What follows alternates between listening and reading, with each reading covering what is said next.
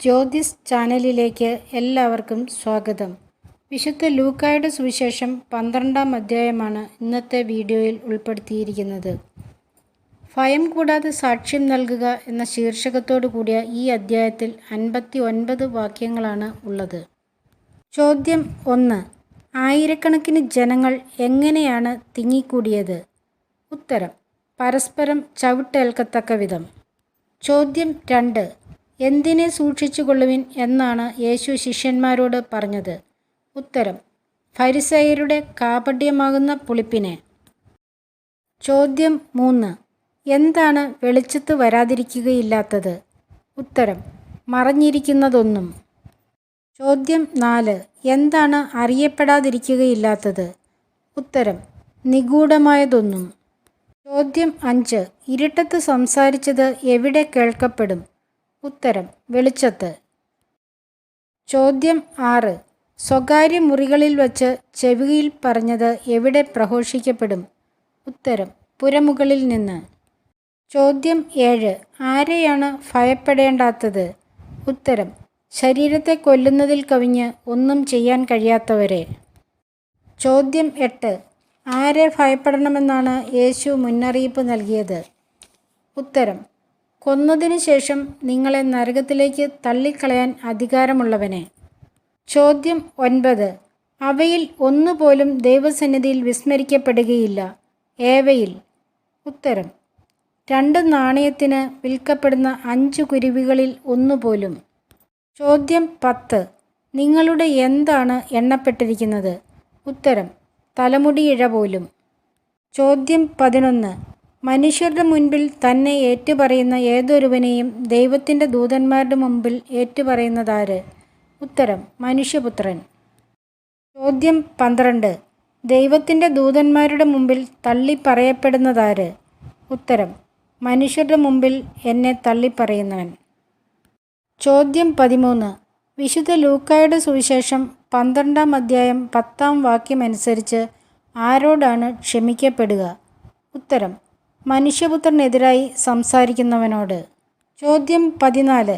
ആരോടാണ് വിശുദ്ധ ലൂക്കായുടെ സുവിശേഷം 12-ാം അധ്യായം 10-ാം വാക്യം അനുസരിച്ച് ക്ഷമിക്കപ്പെടുകയില്ലാത്തത്? ഉത്തരം: പരിശുദ്ധാത്മാവിനെതിരായി ദൂഷണം പറയുന്നവനോട്. ചോദ്യം 15. സിനഗോഗുകളിലും അധികാരികളുടെയും ഭരണാധിപന്മാരുടെയും മുൻപിൽ നിങ്ങളെ കൊണ്ടുപോകുമ്പോൾ എങ്ങനെ ഉത്തരം പറയും എന്നോർത്ത് ഉത്കണ്ഠാകുലരാകേണ്ട. എന്തുകൊണ്ട്? ഉത്തരം: പറയേണ്ടതെന്തെന്ന് ആ സമയത്ത് പരിശുദ്ധാത്മാവ് നിങ്ങളെ പഠിപ്പിക്കും.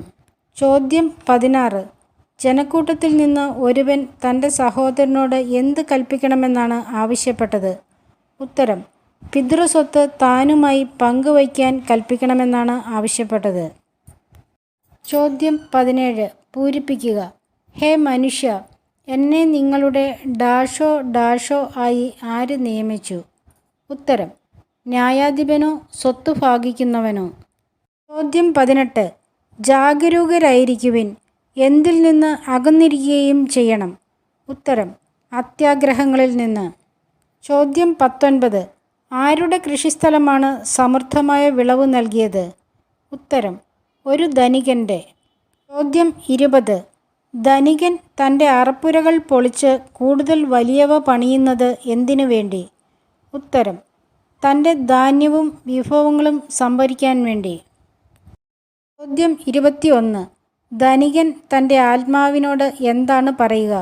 ഉത്തരം: ആത്മാവേ, അനേക വർഷത്തേക്ക് വേണ്ട വിഭവങ്ങൾ നിനക്കായി സംഭരിക്കപ്പെട്ടിരിക്കുന്നു. വിശ്രമിക്കുക, തിന്നുകുടിച്ച് ആനന്ദിക്കുക. ചോദ്യം 22. വിശുദ്ധ ലൂക്കായുടെ സുവിശേഷം 12-ാം അധ്യായം 20-ാം വാക്യം ഉദ്ധരിക്കുക. ഉത്തരം: ഭോഷ, ഈ രാത്രി നിന്റെ ആത്മാവിനെ നിന്നിൽ നിന്ന് ആവശ്യപ്പെടും. അപ്പോൾ നീ ഒരുക്കി വച്ചിരിക്കുന്നവ ആരുടേതാകും? ചോദ്യം 23. എന്തിനെപ്പറ്റി നിങ്ങൾ ആകുലരാകേണ്ട എന്നാണ് യേശു ശിഷ്യന്മാരോട് അരുളി ചെയ്തത്? ഉത്തരം: എന്തു ഭക്ഷിക്കും എന്ന് ജീവനെപ്പറ്റിയോ എന്തു ധരിക്കും എന്ന ശരീരത്തെപ്പറ്റിയോ? ചോദ്യം 24. ഭക്ഷണത്തിനും വസ്ത്രത്തിനും ഉപരിയായത് എന്താണ്? ഉത്തരം: ജീവൻ ഭക്ഷണത്തിനും ശരീരം വസ്ത്രത്തിനും ഉപരിയാണ്. ചോദ്യം 25. കാക്കകളെ നോക്കുവിൻ, അവയ്ക്ക് ഇല്ലാത്തത് എന്തെല്ലാം? ഉത്തരം: വിത, കൊയ്ത്ത്, കലവറ, കളപ്പുര. ചോദ്യം 26. ആകുലരാകുന്നതുകൊണ്ട് ഒരു മുഴം കൂടി നീട്ടാൻ സാധിക്കാത്തത് എന്ത്? ഉത്തരം: ആയുസ്സിൻ്റെ ദൈർഘ്യം. ചോദ്യം 27. നൂൽ നൂൽക്കുകയോ വസ്ത്രം നെയ്യുകയോ ചെയ്യാത്തതാര്? ഉത്തരം: ലില്ലികൾ. ചോദ്യം 28. തൻ്റെ സർവമഹത്വത്തിലും ലില്ലികളിൽ ഒന്നിനെപ്പോലെ അലങ്കൃതനായിരുന്നില്ല ആര്? ഉത്തരം: സോളമൻ. ചോദ്യം 29.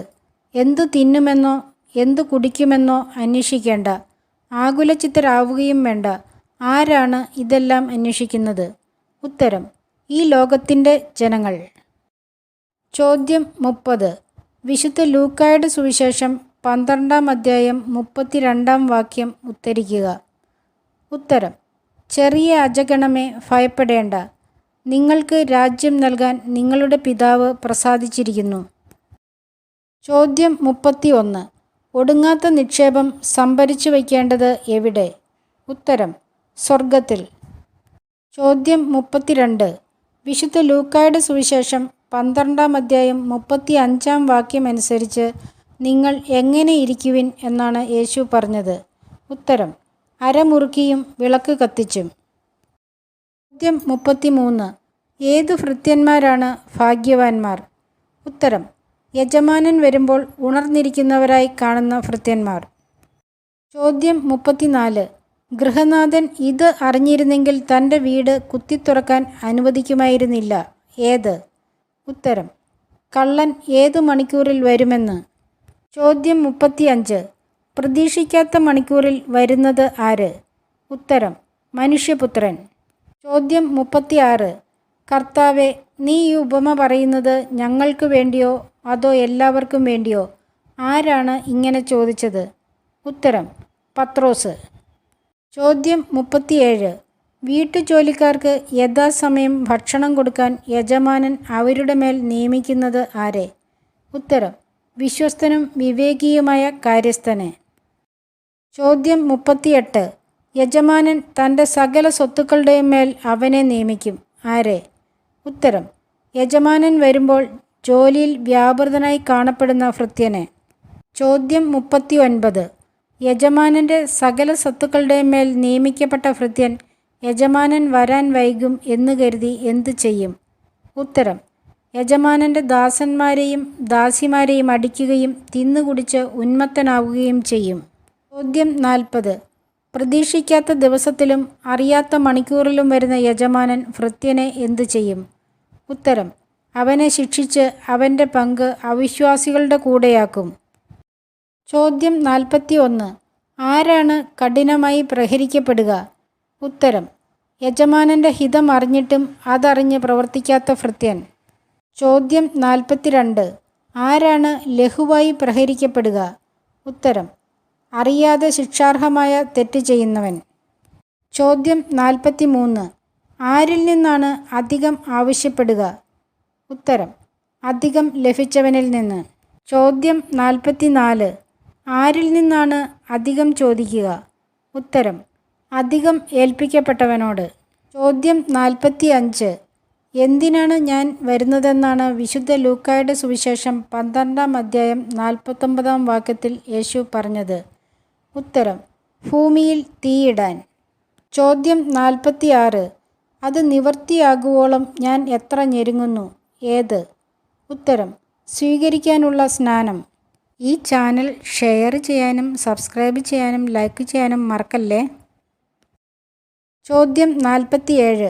പൂരിപ്പിക്കുക. ഭൂമിയിൽ ഡാഷ് നൽകാനാണ് ഞാൻ വന്നിരിക്കുന്നതെന്ന് നിങ്ങൾ വിചാരിക്കുന്നുവോ? അല്ല, ഡാഷ് എന്ന് ഞാൻ പറയുന്നു. ഉത്തരം: സമാധാനം നൽകാനാണ് ഭിന്നത എന്ന് ഞാൻ പറയുന്നു. ചോദ്യം 48. ഇനിമേൽ ഒരു വീട്ടിൽ ഭിന്നിച്ചിരിക്കുന്ന എത്ര പേർ ഉണ്ടാകും? ഉത്തരം: 5.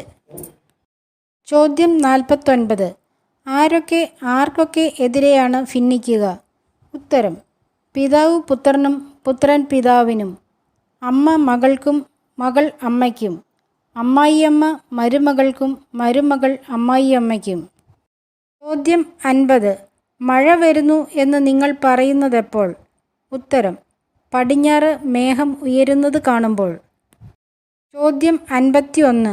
അത്യുഷ്ണം ഉണ്ടാകും എന്ന് നിങ്ങൾ പറയുന്നതെപ്പോൾ? ഉത്തരം: തെക്കൻ കാറ്റടിക്കുമ്പോൾ. ചോദ്യം 52. കപടനാട്യക്കാരായ നിങ്ങൾക്ക് എന്തറിയാം എന്നാണ് യേശു പറഞ്ഞത്? ഉത്തരം: ഭൂമിയുടെയും ആകാശത്തിൻ്റെയും ഭാവഭേദം വ്യാഖ്യാനിക്കാൻ. ചോദ്യം 53. കപടനാട്യക്കാരായ നിങ്ങൾക്ക് അറിയാത്തത് എന്തെല്ലാം? ഉത്തരം: കാലത്തെ വ്യാഖ്യാനിക്കാനും ശരിയായി വിധിക്കുവാനും. ചോദ്യം 54.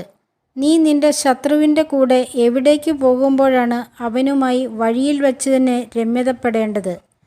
ഉത്തരം: അധികാരിയുടെ അടുത്തേക്ക്. ചോദ്യം 55. ശത്രുവുമായി രമ്യതപ്പെട്ടില്ലെങ്കിൽ അവൻ നിന്നെ എവിടെ കൊണ്ടുപോകും? ഉത്തരം: ന്യായാധിപൻ്റെ അടുത്തേക്ക്. ചോദ്യം 56. ന്യായാധിപൻ നിന്നെ എന്തു ചെയ്യും? ഉത്തരം: കാരാഗൃഹപാലകനെ ഏൽപ്പിക്കുകയും അവൻ നിന്നെ തടവിലാക്കുകയും ചെയ്യും. ചോദ്യം 57. കാരാഗൃഹത്തിൽ നിന്ന് എപ്പോൾ വരെ നീ പുറത്തു വരികയില്ല? ഉത്തരം: അവസാനത്തെ തുട്ടുവരെ കൊടുത്തു തീർക്കാതെ. ഈ ചാനൽ കാണുകയും സബ്സ്ക്രൈബ് ചെയ്യുകയും ചെയ്ത ഓരോരുത്തർക്കും വ്യക്തിപരമായിട്ട് എൻ്റെ നന്ദിയും സ്നേഹവും കടപ്പാടും സന്തോഷവും അറിയിക്കുന്നു. നിങ്ങൾ ഓരോരുത്തരും നിങ്ങളുടെ ബന്ധുക്കളോടും സുഹൃത്തുക്കളോടും ഇത് ഷെയർ ചെയ്യുമെന്നുള്ള പ്രതീക്ഷയോടെ ഈശോയുടെ നാമത്തിൽ നന്ദി, നമസ്കാരം.